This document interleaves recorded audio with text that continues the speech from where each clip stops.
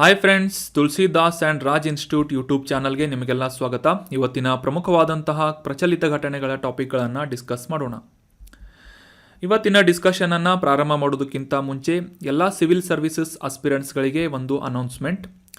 Tulsidas and Raj ಇನ್ಸ್ಟಿಟ್ಯೂಟ್ನಲ್ಲಿ online ಮತ್ತು offline ಫಾರ್ಮ್ಯಾಟ್ನಲ್ಲಿ ಹೊಸ UPSC ಮತ್ತು KPSC ಬ್ಯಾಚಸ್ಗಳು ಪ್ರಾರಂಭವಾಗ್ತಾ ಇವೆ.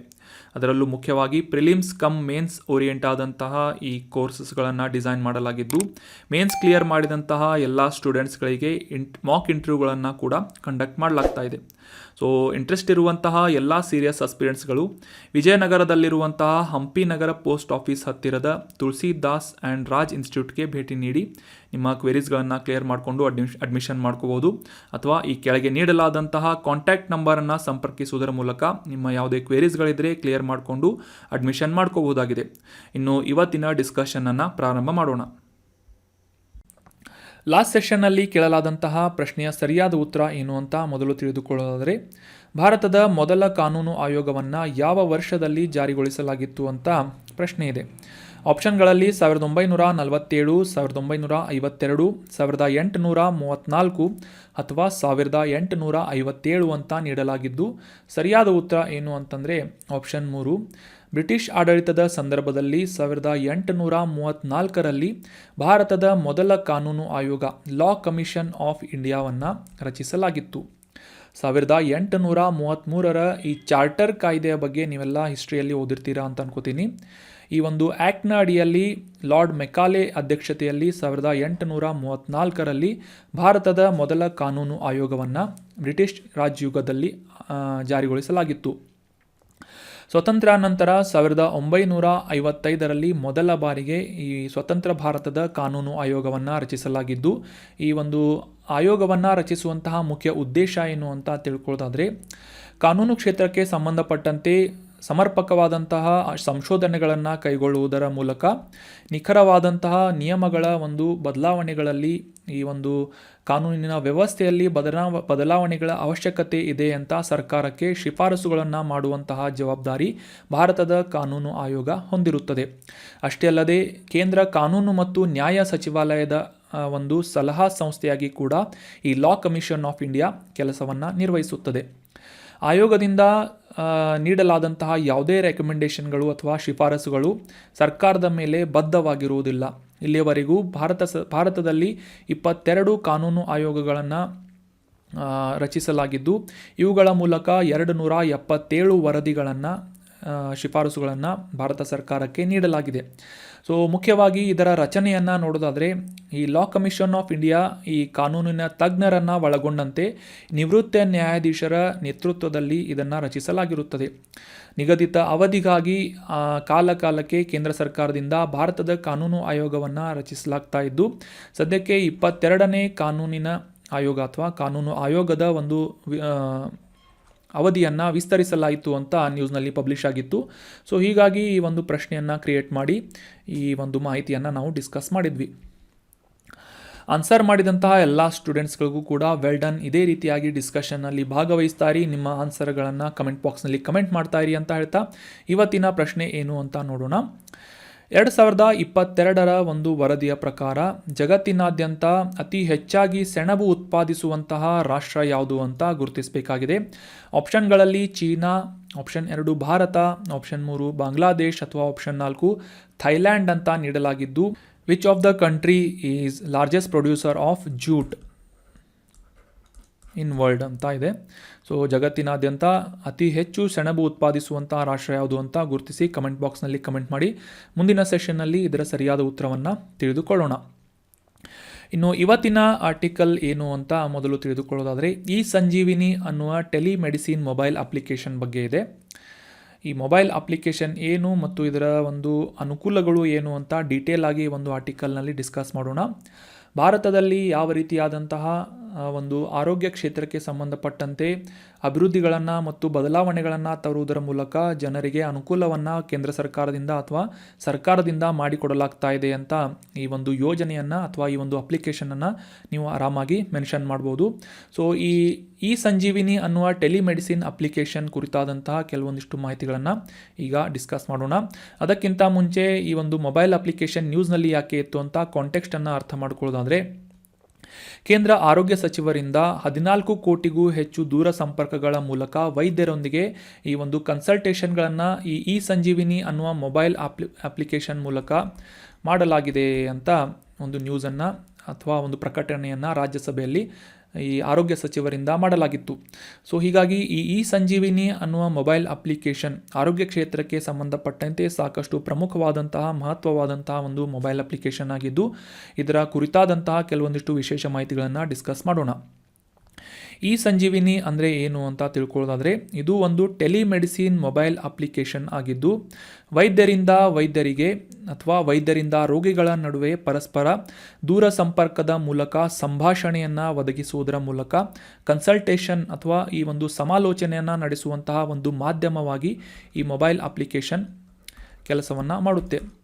ಸೊ ಅಷ್ಟೇ ಅಲ್ಲದೆ ಭಾರತದ ಈ CDAC ಅನ್ನುವ ಸಂಸ್ಥೆಯಿಂದ, centre for development and advanced computing ಅನ್ನುವ ಈ ಒಂದು ಸಂಸ್ಥೆಯ ಮೂಲಕ ಈ ಸಂಜೀವಿನಿ ಮೊಬೈಲ್ ಅಪ್ಲಿಕೇಶನನ್ನು ಡೆವಲಪ್ ಮಾಡಲಾಗಿದ್ದು, ಪಂಜಾಬಿನ ಮೊಹಾಲಿಯಿಂದ ಇದರ ನಿಯೋಜನೆ ಮತ್ತು ಇದರ ನಿರ್ವಹಣೆಯನ್ನು ಮಾಡಲಾಗ್ತಾ ಇದೆ.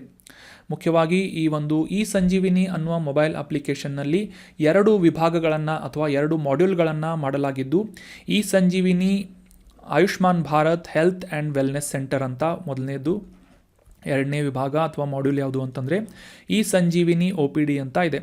ಸೊ ಈ Sanjeevini Ayushman Bharat health and wellness centre ಬಗ್ಗೆ ತಿಳ್ಕೊಳ್ಳೋದಾದರೆ, ಮುಖ್ಯವಾಗಿ ಆಗಲೇ ತಿಳಿಸಿದ ಹಾಗೆ ವೈದ್ಯರಿಂದ ವೈದ್ಯರ ನಡುವೆ, ಅಂದರೆ ಈ ವೈದ್ಯರು ಅಂತಂದರೆ ಈ ರಾಜ್ಯ ಮಟ್ಟದಲ್ಲಿ ಪ್ರಮುಖವಾದಂತಹ ಡಾಕ್ಟರ್ಗಳಾಗಿರ್ಬೋದು, ಆರೋಗ್ಯ ತಜ್ಞರಾಗಿರ್ಬೋದು, ಪರಸ್ಪರ ಸಂವಹನ ಮಾಡುವಂತಹ ಒಂದು ಪ್ಲ್ಯಾಟ್ಫಾರ್ಮನ್ನು, ವೇದಿಕೆಯನ್ನು ಈ ಸಂಜೀವಿನಿ ಆಯುಷ್ಮಾನ್ ಭಾರತ್ ಅನ್ನುವ ಈ ಒಂದು health and wellness centre mobile ಅಪ್ಲಿಕೇಶನ್ನ ಮಾಡ್ಯೂಲ್ ಮಾಡಿಕೊಡ್ತಾ ಇದೆ. MBBS ಆಗಿರ್ಬೋದು, ಈ ಸ್ಪೆಷಲಿಸ್ಟ್ ಡಾಕ್ಟರ್ಗಳಾಗಿರ್ಬೋದು, ಸೂಪರ್ ಸ್ಪೆಷಾಲಿಟಿ ಡಾಕ್ಟರ್ಗಳಾಗಿರ್ಬೋದು, ಪರಸ್ಪರ ಒಂದು ಕಮ್ಯುನಿಕೇಷನನ್ನು ಮಾಡುವಂತಹ ಒಂದು ಪ್ಲ್ಯಾಟ್ಫಾರ್ಮನ್ನು ಈ ಸಂಜೀವಿನಿ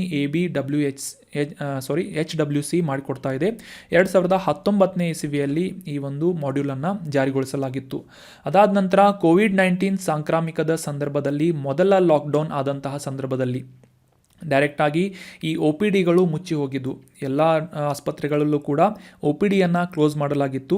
ಸೊ ಆ ಒಂದು ಸಂದರ್ಭದಲ್ಲಿ ಈ ರಿಮೋಟ್ ಕನ್ಸಲ್ಟೇಷನ್ ಸರ್ವಿಸ್ ಆಗಿ ಈ ರೋಗಿಯಿಂದ ದೂರದಿಂದ, ಅಂದರೆ ರೋಗಿ ವೈದ್ಯರೊಂದಿಗೆ ದೂರದಿಂದ ಅಥವಾ ಬೇರೆ ಪ್ರದೇಶದಿಂದ ವೈದ್ಯರೊಂದಿಗೆ ಸಮಾಲೋಚನೆ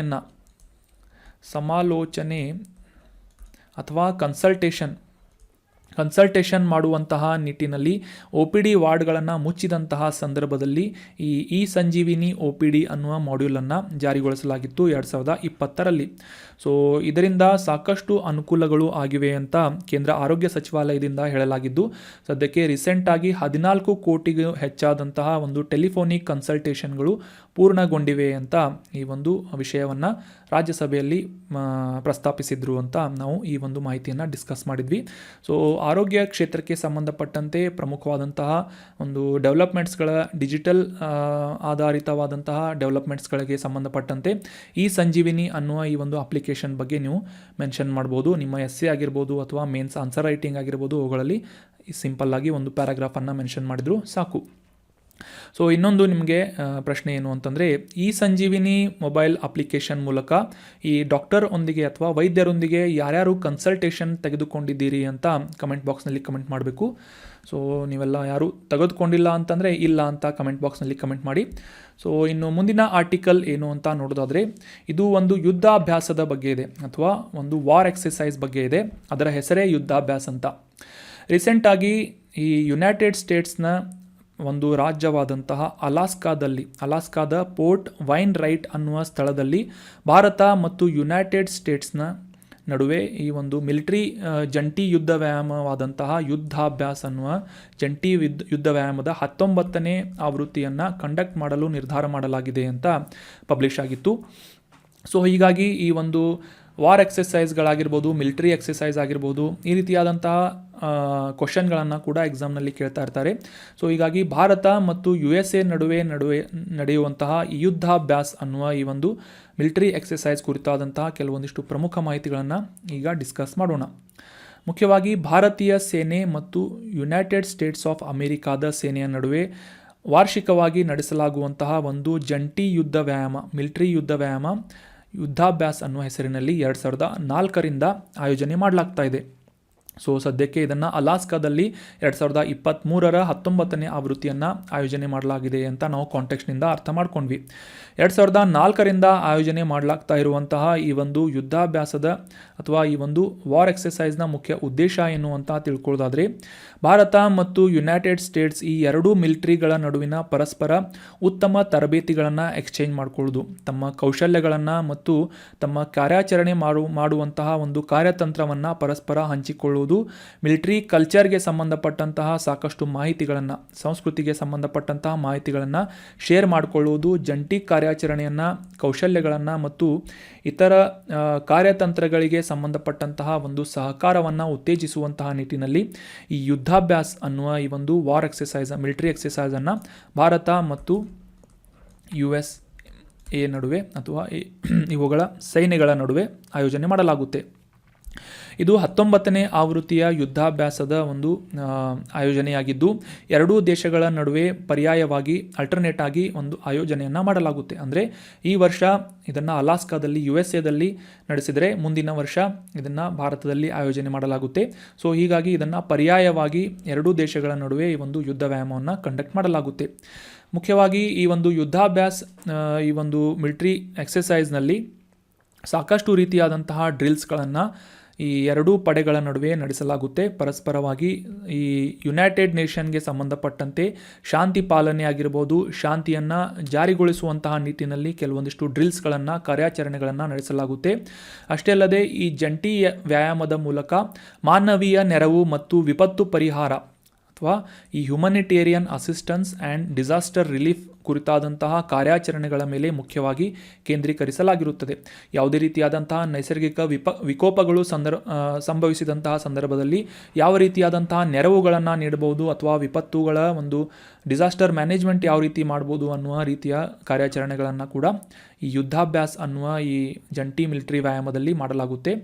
ಅಷ್ಟೇ ಅಲ್ಲದೆ ಈ ಎರಡೂ ರಾಷ್ಟ್ರಗಳ ನಡುವೆ ಈ ತ್ವರಿತವಾದಂತಹ ಸಂಘಟಿತವಾದಂತಹ ಪರಿಹಾರವನ್ನು ಕಂಡುಕೊಳ್ಳುವಂತಹ ನಿಟ್ಟಿನಲ್ಲಿ ಪ್ರಯತ್ನಗಳನ್ನು ಮಾಡಲಾಗುತ್ತೆ, ಈ ಡ್ರಿಲ್ಸ್ಗಳನ್ನು ಕಂಡಕ್ಟ್ ಮಾಡಲಾಗುತ್ತೆ. ಸೊ ಯುದ್ಧಾಭ್ಯಾಸ್ ಅನ್ನುವ ಈ ಒಂದು ಮಿಲಿಟರಿ ಎಕ್ಸಸೈಸನ್ನು ಭಾರತ ಮತ್ತು ಯುನೈಟೆಡ್ ಸ್ಟೇಟ್ಸ್ ಆಫ್ ಅಮೆರಿಕಾದ ನಡುವೆ ವಾರ್ಷಿಕವಾಗಿ ಕಂಡಕ್ಟ್ ಮಾಡಲಾಗುತ್ತೆ ಅನ್ನೋದು ವೆರಿ ಇಂಪಾರ್ಟೆಂಟ್ ಆದಂತಹ ಪಾಯಿಂಟ್ ಆಗಿದೆ. ಮುಖ್ಯವಾಗಿ ಸೇನೆಯ ನಡುವೆ, ಭೂಸೇನೆಯ ನಡುವೆ ಈ ಒಂದು ಯುದ್ಧಾಭ್ಯಾಸವನ್ನು ಕಂಡಕ್ಟ್ ಮಾಡಲಾಗುತ್ತೆ.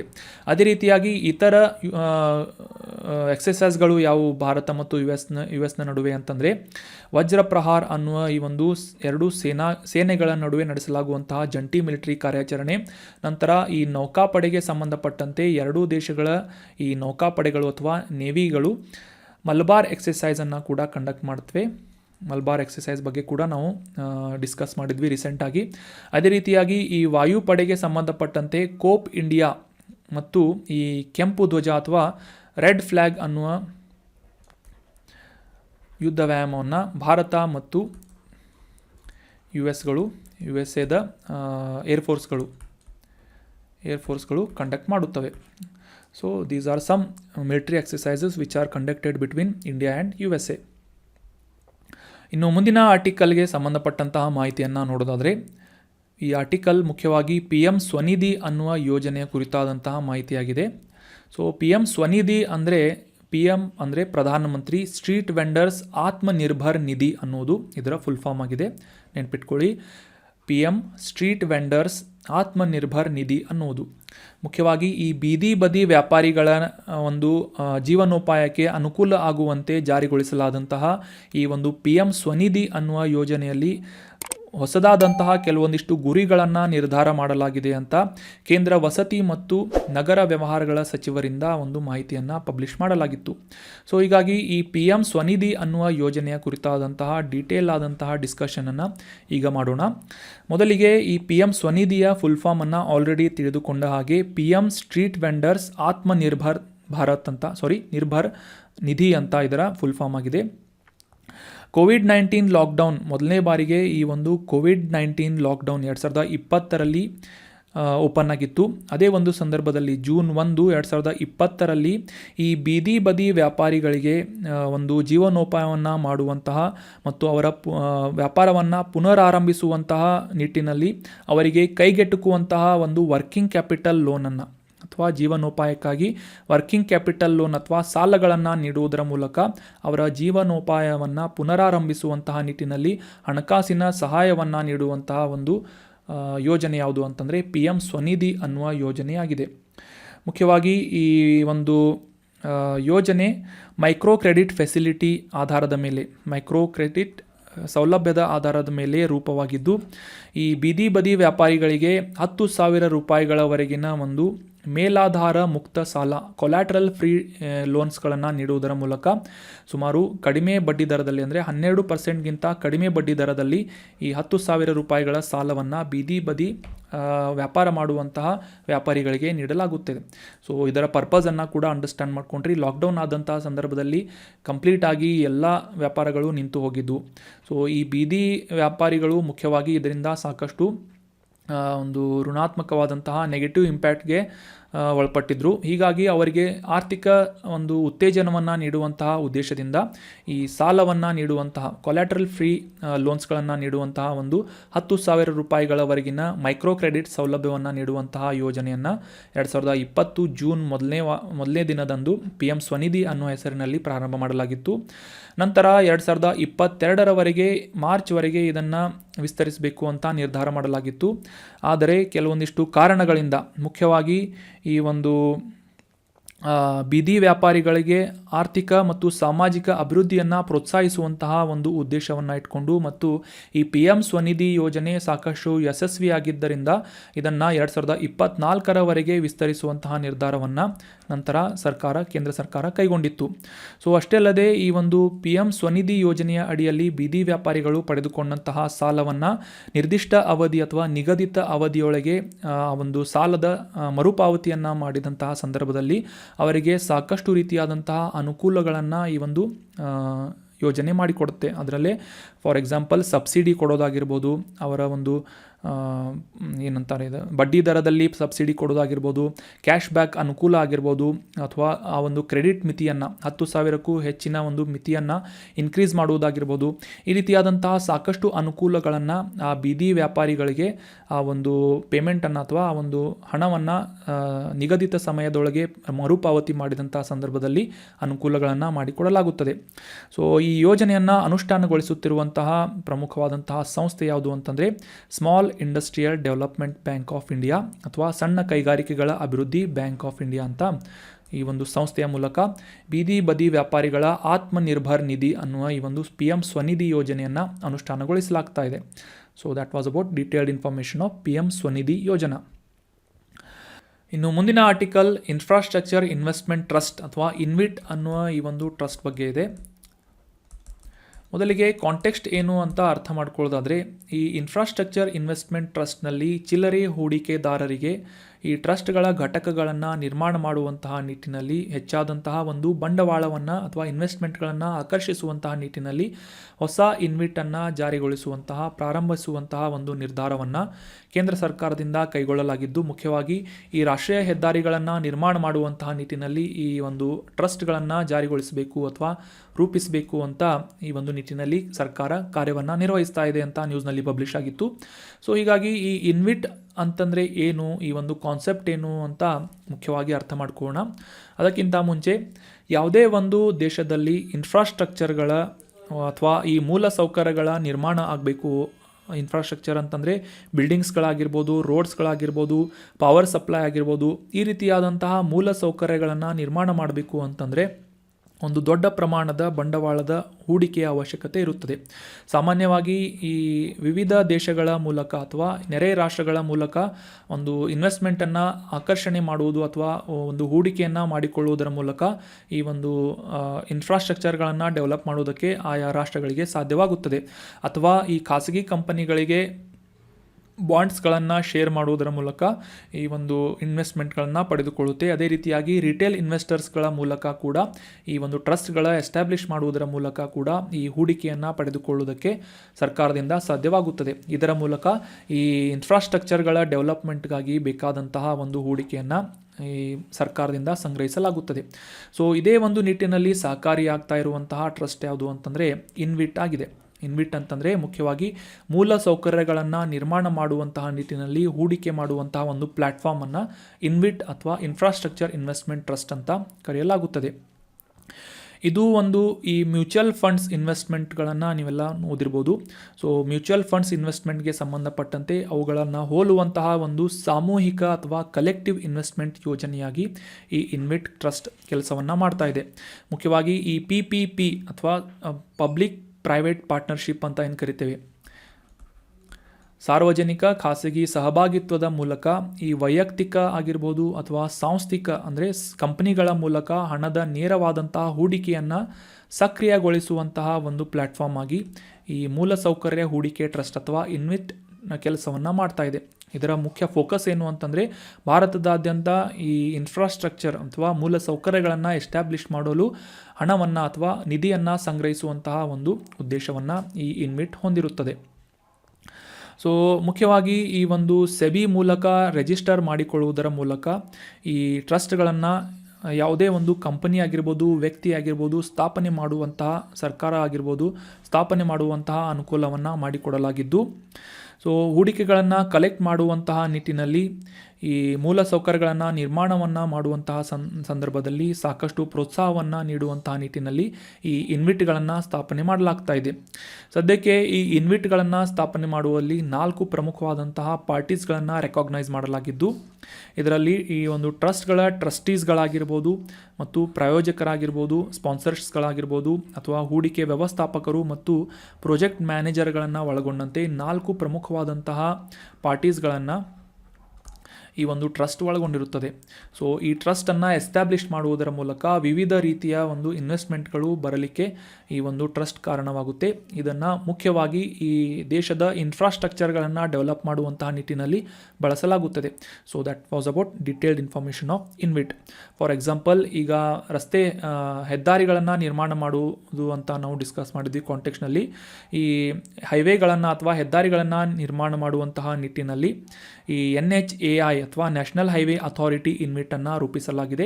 ಇದರ ಮುಖ್ಯ ಫೋಕಸ್ ಏನಾಗಿರುತ್ತೆ ಅಂತಂದರೆ ದೇಶದಾದ್ಯಂತ ಈ ಒಂದು ಮೂಲಸೌಕರ್ಯದ ಭಾಗವಾದಂತಹ ರಸ್ತೆಗಳನ್ನು, ಹೆದ್ದಾರಿಗಳನ್ನು ನಿರ್ಮಾಣ ಮಾಡುವುದು ಈ ಟ್ರಸ್ಟ್ನ ಮುಖ್ಯವಾದಂತಹ ಒಂದು ಗುರಿಯಾಗಿರುತ್ತದೆ. So national highway authority of India, NHAI ಅಂತ ಇದನ್ನು ಕರೆಯಲಾಗುತ್ತೆ. ಸೊ ಇದರ ಮೂಲಕ ಈ ಹೆದ್ದಾರಿಗಳನ್ನು ರೂಪಿಸುವಂತಹ ನಿಟ್ಟಿನಲ್ಲಿ ಈ ಒಂದು ಇನ್ವಿಟ್ ಕೆಲಸವನ್ನು ಮಾಡುತ್ತದೆ. ಸೊ ಈ ದೇಶದಾದ್ಯಂತ ಇನ್ಫ್ರಾಸ್ಟ್ರಕ್ಚರ್ಗಳನ್ನು ಡೆವಲಪ್ ಮಾಡುವಂತಹ ನಿಟ್ಟಿನಲ್ಲಿ ಮತ್ತು ಆರ್ಥಿಕ ಉತ್ತೇಜನ ನೀಡುವಂತಹ ನಿಟ್ಟಿನಲ್ಲಿ ಯಾವ ರೀತಿಯಾಗಿ ಮೂಲ ಸೌಕರ್ಯಗಳು ಅವಶ್ಯಕವಾಗಿರುತ್ತೆ. ಫಾರ್ ಎಕ್ಸಾಂಪಲ್, ಯಾವುದೇ ಒಂದು ಕಂಪನಿ ಎಸ್ಟಾಬ್ಲಿಷ್ ಆಗಬೇಕು ಅಥವಾ ಯಾವುದೇ ಒಂದು ಸಂಸ್ಥೆ ಎಸ್ಟಾಬ್ಲಿಷ್ ಆಗಬೇಕು ಅಂತಂದರೆ ಅದಕ್ಕೆ ಮುಖ್ಯವಾಗಿ ಆ ಒಂದು ದೇಶದಲ್ಲಿ ಸಾರಿಗೆ ವ್ಯವಸ್ಥೆ ಸುಸ್ಥಿರವಾಗಿರಬೇಕು ಮತ್ತು ಈ ಪವರ್ ಸಪ್ಲೈ ಸರಿಯಾದಂಥ ಪ್ರಮಾಣದಲ್ಲಿ ಎಸ್ಟಾಬ್ಲಿಷ್ ಆಗಿರ್ಬೋದು. ಸೊ ಈ ರೀತಿಯಾದಂತಹ ಕೆಲವೊಂದಿಷ್ಟು ಪ್ರಮುಖ ಇನ್ಫ್ರಾಸ್ಟ್ರಕ್ಚರ್ಗಳನ್ನು ಅವುಗಳಲ್ಲಿ ಇನ್ವೆಸ್ಟ್ ಮಾಡುವುದರ ಮೂಲಕ ಜಾಗತಿಕವಾಗಿ ಭಾರತ ಆರ್ಥಿಕವಾಗಿ ಬೆಳೆಯುವಂತಹ ನಿಟ್ಟಿನಲ್ಲಿ ಈ ಒಂದು ಪ್ರೋತ್ಸಾಹವನ್ನು ನೀಡುವಂತಹ ಮತ್ತು ಹೂಡಿಕೆಯನ್ನು ಸಂಗ್ರಹಿಸುವಂತಹ ಒಂದು ಪ್ಲ್ಯಾಟ್ಫಾರ್ಮ್ ಆಗಿ ಇನ್ಫ್ರಾಸ್ಟ್ರಕ್ಚರ್ ಇನ್ವೆಸ್ಟ್ಮೆಂಟ್ ಟ್ರಸ್ಟ್ ಕೆಲಸವನ್ನು ಮಾಡ್ತಾ ಇದೆ. ಇನ್ನು ಮುಂದಿನ ಆರ್ಟಿಕಲ್ ಲಿಂಗ ಸೇರ್ಪಡೆ ನಿಧಿ ಅಥವಾ ಜೆಂಡರ್ ಇನ್ಕ್ಲೂಸಿವ್ ಫಂಡ್ ಬಗ್ಗೆ ಇದೆ. ಡೀಟೇಲ್ ಆಗಿ ಈ ಒಂದು ಜೆಂಡರ್ ಇನ್ಕ್ಲೂಸಿವ್ ಫಂಡ್ ಅಂದರೆ ಏನು, ಯಾವ ರೀತಿಯಾಗಿ ಇದನ್ನು ಬಳಕೆ ಮಾಡಲಾಗುವುದು ಅಂತ ಅಂಡರ್ಸ್ಟ್ಯಾಂಡ್ ಮಾಡ್ಕೊಳ್ಳೋಕ್ಕೆ ಪ್ರಯತ್ನ ಪಡೋಣ. ಈ ಮಹಿಳಾ ಸಬಲೀಕರಣಕ್ಕೆ ಸಂಬಂಧಪಟ್ಟಂತೆ ಯಾವುದಾದ್ರೂ ಎಸ್ಸೆ ಬರಿಬೇಕು ಅಂತಂದರೆ ಮೇಲಿಂದ ಮೇಲೆ ಕೇಳ್ತಾ ಇರ್ತಾರೆ. ಅದೇ ರೀತಿಯಾಗಿ ಈ ಮೇನ್ಸ್ ಆನ್ಸರ್ ರೈಟಿಂಗ್ನಲ್ಲಿ ಮಹಿಳಾ ಸಬಲೀಕರಣಕ್ಕೆ ಸಂಬಂಧಪಟ್ಟಂತೆ ಏನಾದರೂ ಹೊಸ ಪಾಯಿಂಟ್ಸ್ಗಳನ್ನು ಬರೀಬೇಕು ಅಂತಂದರೆ ಈ ನ್ಯಾಷನಲ್ ಎಜುಕೇಷನ್ ಪಾಲಿಸಿಯಲ್ಲಿ ಮೆನ್ಷನ್ ಮಾಡಲಾದಂತಹ ಈ ಜೆಂಡರ್ ಇನ್ಕ್ಲೂಸಿವ್ ಫಂಡ್ ಅಥವಾ ಲಿಂಗ ಸೇರ್ಪಡೆ ನಿಧಿಯ ಬಗ್ಗೆ ಕಂಪಲ್ಸರಿಯಾಗಿ ಮೆನ್ಷನ್ ಮಾಡಿ. ಸೊ ಮೊದಲಿಗೆ ಈ ಒಂದು ಕಾನ್ಸೆಪ್ಟನ್ನು ಅಂಡರ್ಸ್ಟ್ಯಾಂಡ್ ಮಾಡ್ಕೊಳ್ಳೋದಕ್ಕಿಂತ ಮುಂಚೆ ಈ ಕಾಂಟೆಕ್ಸ್ಟನ್ನು ಅರ್ಥ ಮಾಡ್ಕೊಳ್ಳೋದಾದರೆ, ಇತ್ತೀಚೆಗೆ ಕೇಂದ್ರ ಶಿಕ್ಷಣ ರಾಜ್ಯ ಸಚಿವರಿಂದ ಲೋಕಸಭೆಯಲ್ಲಿ ಈ ಜೆಂಡರ್ ಇನ್ಕ್ಲೂಸಿವ್ ಫಂಡನ್ನು ಯಾವ ರೀತಿಯಾಗಿ ಬಳಕೆ ಮಾಡಿಕೊಳ್ಳಲಾಗುವುದು ಅಂತ ಮಾಹಿತಿಯನ್ನು ಶೇರ್ ಮಾಡಲಾಯಿತು. ಸೊ ಹೀಗಾಗಿ ಈ ಒಂದು ಲಿಂಗ ಸೇರ್ಪಡೆ ನಿಧಿ ಅಂದರೆ ಏನು ಅಂತ ಡೀಟೇಲ್ ಆಗಿ ಈ ಒಂದು ಮಾಹಿತಿಯನ್ನು ಅಂಡರ್ಸ್ಟ್ಯಾಂಡ್ ಮಾಡ್ಕೊಳ್ಳೋಕ್ಕೆ ಪ್ರಯತ್ನ ಪಡೋಣ.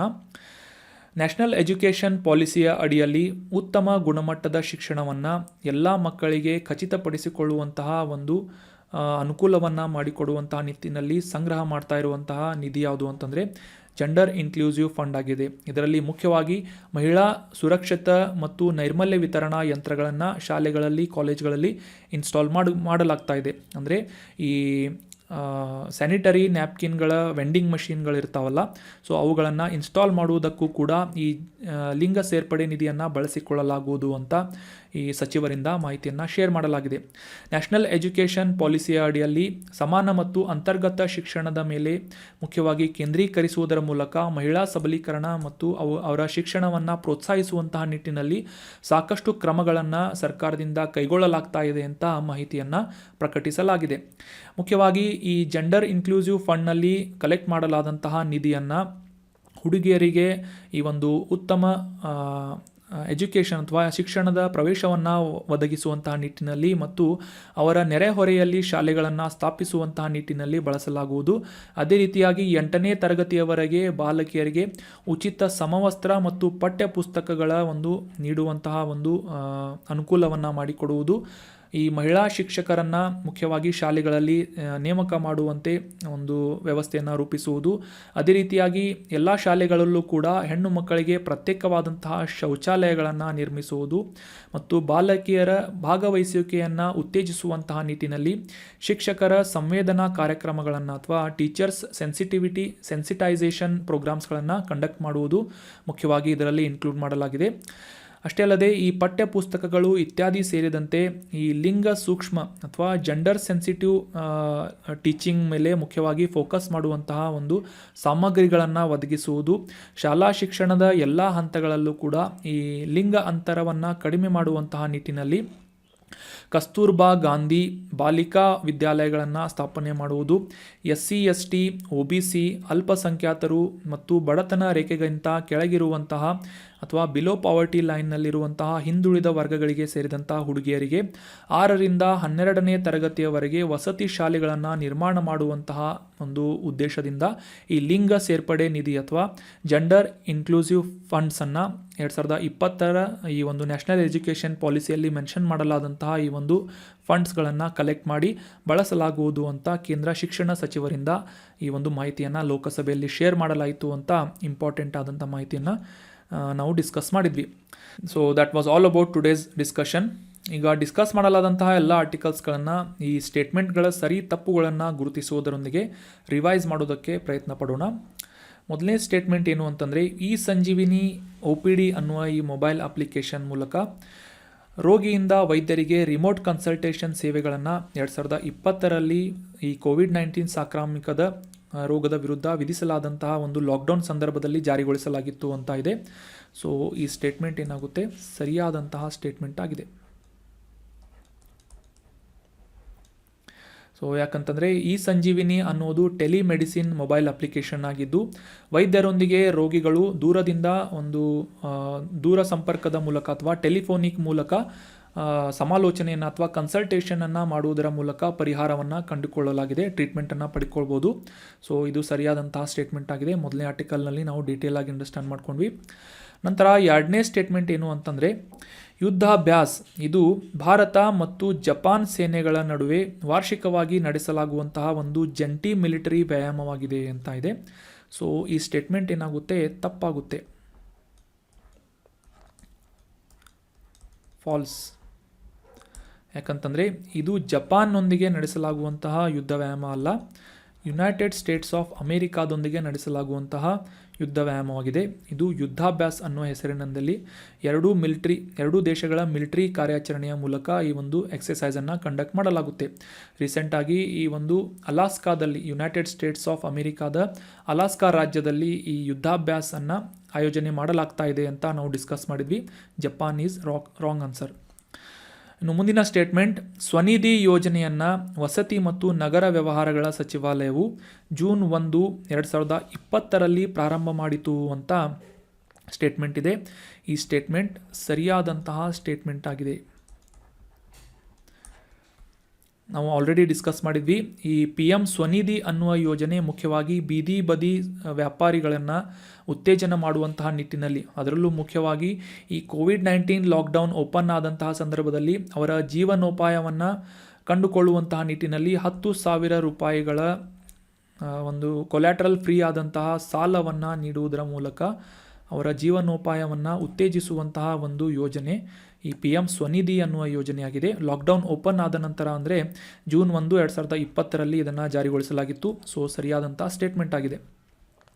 ಇನ್ನು ಮುಂದಿನ ಸ್ಟೇಟ್ಮೆಂಟ್ ಏನು ಅಂತಂದರೆ, ಇನ್ವಿಟ್ಸ್ ಅನ್ನೋದು ಇವು ರಚನೆಯಲ್ಲಿ ಮ್ಯೂಚುವಲ್ ಫಂಡ್ಗಳಂತಿದ್ದು ಟ್ರಸ್ಟ್ ಆಗಿ ಸ್ಥಾಪಿಸಬಹುದು ಮತ್ತು ಸೆಬಿಯಲ್ಲಿ ನೋಂದಾಯಿಸಬಹುದಾದಂತಹ ಟ್ರಸ್ಟ್ಗಳಾಗಿವೆ ಅಂತ ಇದೆ. ಸೊ ಈ ಸ್ಟೇಟ್ಮೆಂಟ್ ಕೂಡ ಸರಿಯಾದಂತಹ ಸ್ಟೇಟ್ಮೆಂಟ್ ಆಗಿದೆ.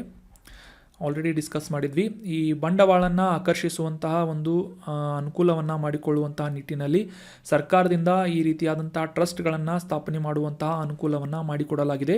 ಸೊ ಇವುಗಳನ್ನು ಇನ್ಫ್ರಾಸ್ಟ್ರಕ್ಚರ್ ಇನ್ವೆಸ್ಟ್ಮೆಂಟ್ ಟ್ರಸ್ಟ್ ಅಂತ ಕರೆಯಲಾಗುತ್ತೆ. ಅಂದರೆ ಮುಖ್ಯವಾಗಿ ಮೂಲಸೌಕರ್ಯಗಳನ್ನು ಡೆವಲಪ್ ಮಾಡುವಂತಹ ನಿಟ್ಟಿನಲ್ಲಿ ಈ ಟ್ರಸ್ಟ್ಗಳನ್ನು ಸ್ಥಾಪನೆ ಮಾಡಲಾಗುತ್ತೆ.